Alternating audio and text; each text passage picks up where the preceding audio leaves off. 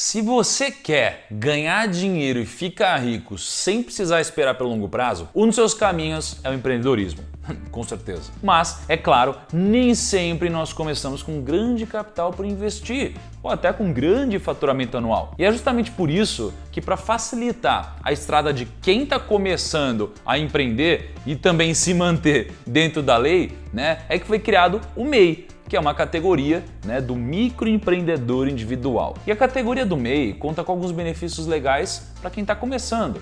Só que ele não é tão simples assim quanto você imagina. Pior, existem 5 erros que muitas pessoas cometem ao se tornarem MEI e que podem simplesmente acabar com seus negócios. E é justamente desses erros que eu vou falar nesse vídeo. Eu recomendo que você assista esse vídeo até o final, porque saber quais são esses 5 erros podem salvar o seu negócio. Então, bora pro vídeo!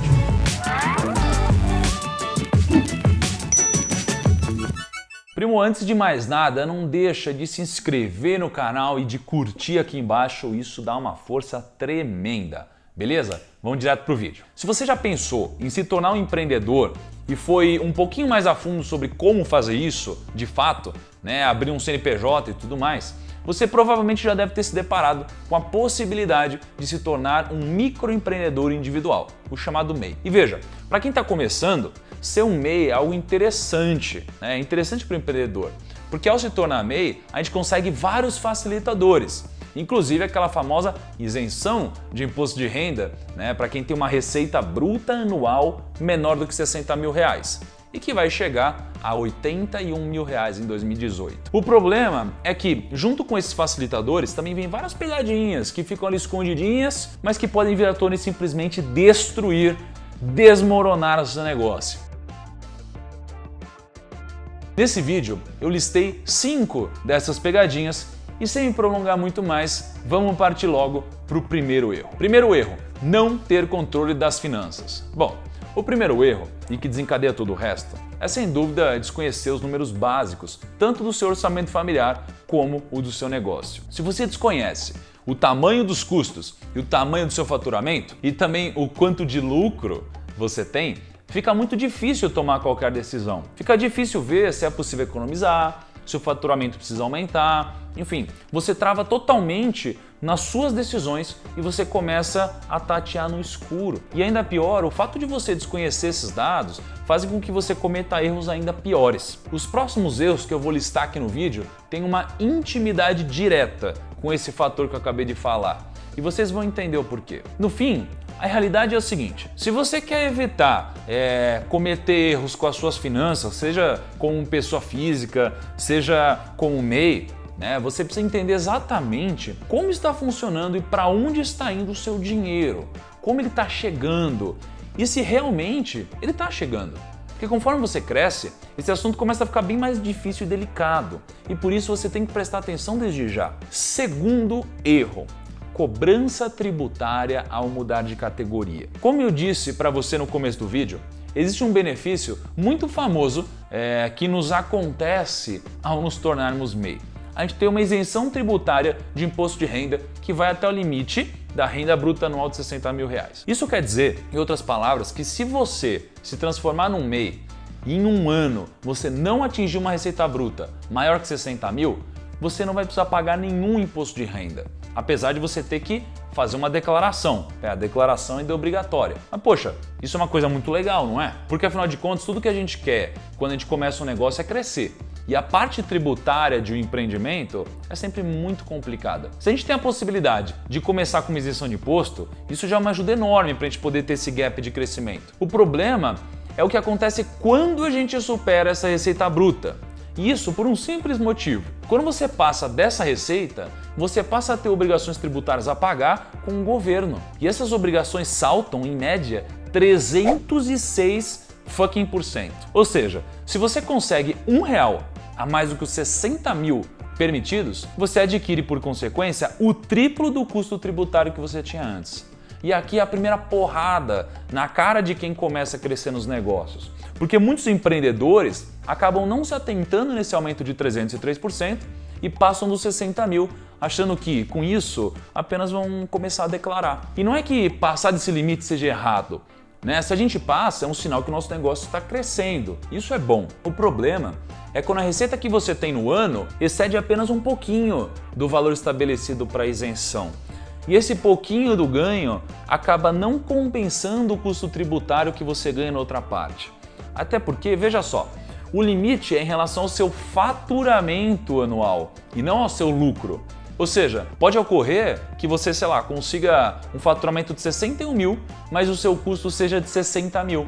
E você termine um ano com 1 mil de lucro, né? R$1.000 de lucro. E mesmo com esse R$1.000 de lucro, por conta do limite ultrapassado no faturamento, veio os 303% de aumento tributário para pagar. E é uma situação bem complicada de lidar. E isso, além de poder complicar o financeiro do seu negócio, ainda de certa forma reduz pra caramba a sua perspectiva de prosperar. Então você começa a empreender com aquela trava na sua cabeça de que você não pode faturar o bastante para não passar da receita anual permitida. E aí o crescimento do negócio trava. Mas existe uma solução e ela é até que bem simples, que é planejar seu crescimento, né? Então, levar em consideração um cenário em que você cresça mais do que o esperado pode ser útil e te ajudar a determinar o que fazer meses antes desse problema surgir. Então, entenda que esse aumento tributário é algo que a gente tem que aceitar caso a gente queira continuar subindo. E aí, é simplesmente ter noção do seu próprio crescimento para você não ser pego de surpresa. O terceiro erro é um erro muito comum que acontece justamente na declaração do imposto de renda. Isso porque muita gente acaba não se atentando ao fato de que, quando a gente vira MEI, a gente precisa ter duas declarações. A gente precisa fazer duas declarações e não somente uma. Ou seja, além de a gente ter que fazer uma declaração como pessoa jurídica, a gente também tem que fazer uma declaração como pessoa física. E é aí que o bicho pega. Tem MEI que acaba fazendo a declaração pelo DASN, que é a Declaração Anual Simplificada do MEI. E esquece do IRPF, que é o Imposto de Renda da Pessoa Física. E ou até pior, a pessoa sabe que precisa fazer, mas não tem a mínima noção do que declarar em cada uma delas. Já que, muitas vezes, o que a gente ganha como empreendedor acaba se misturando com o nosso patrimônio da pessoa física. E bom, o que fazer então? É mais simples do que parece, né? Até porque as duas declarações são feitas de forma separada. Basicamente, você vai entrar no site do DASN, tá? Você vai utilizar o seu CNPJ para você logar e tudo mais. E lá a sua declaração vai ser apenas referente às suas receitas brutas, ou seja, sem colocar os seus custos. E também se você teve empregado ou se você não teve empregado, beleza? Então é importante lembrar que as receitas brutas vão contabilizar todas as vendas ou serviços que você prestou no período. E é importante lembrar que a declaração é sempre referente ao ano anterior. Então em 2018, por exemplo, você vai ter que declarar com base nas informações de 2017. Já no Imposto de Renda da Pessoa Física, no IRPF, aí sim nós passamos a considerar os seus custos e principalmente o valor que você tem que declarar, que acaba sendo o que sobra, né, das suas receitas em relação aos seus custos. Então, se você conseguiu exatamente 60 mil de receita bruta e 40 mil de custo no ano, 60 mil vai para a declaração como MEI e 20 mil para a declaração como pessoa física. Não é tão complicado assim, né? Qualquer coisa você vai deixar um comentário aqui embaixo. Bom, o problema mesmo é realmente entender um pouquinho melhor sobre o que declarar em cada parte. Se a gente fizer errado, o leão aparece e aí a gente se complica. O quarto erro é o seguinte: não encarar o erro como aprendizado. Bicho, eu bato muito nessa tecla. Muita gente que está começando a empreender agora tem tanto medo, mas tanto medo de acabar fracassando, que se essa pessoa erra, ela cria um trauma, né, dentro dela mesma. Ela começa a ter problema na hora de decidir o rumo dela no empreendedorismo. E cara, se você é MEI, você está só no começo da estrada. Você vai se deparar com muito erro ainda na sua vida. E é super normal. Não existe um empreendedor que não erre. O lance é você ver o seu erro, assumir que errou, analisar o cenário e ver o que você poderia ter feito, né? E aí você vai aprendendo com isso. O fracasso, ele não chega quando você erra, mas sim quando você desiste, você para de tentar achar lições nisso. O poder da resiliência, de se manter firme, mesmo depois dos erros, é uma das grandes características das pessoas de sucesso. E é algo que você precisa adotar na sua vida, beleza? Eu mesmo já errei várias vezes no decorrer da vida, inclusive o que me fez justamente atingir o sucesso foi o erro. Porque veja, o meu primeiro investimento no mercado financeiro foi um grande erro. Eu recebi R$5.000 e eu perdi tudo o que eu tinha. Foi justamente a partir desse erro que eu comecei a procurar cada vez mais por conhecimento relacionado a investimentos e que foi o que culminou em eu me tornar dono de um dos maiores escritórios de assessoria de investimentos no país na época. Então veja, o erro me fez direcionar para o sucesso.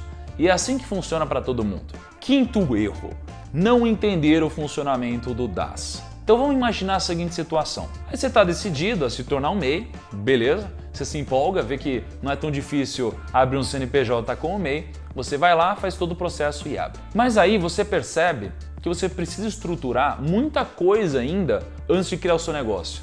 Mesmo assim, você deixa o CNPJ aberto e vai resolver outras pendências na sua vida, para só depois começar de fato a trabalhar como MEI. Esse tipo de coisa é muito comum e não necessariamente é uma coisa ruim ou um erro.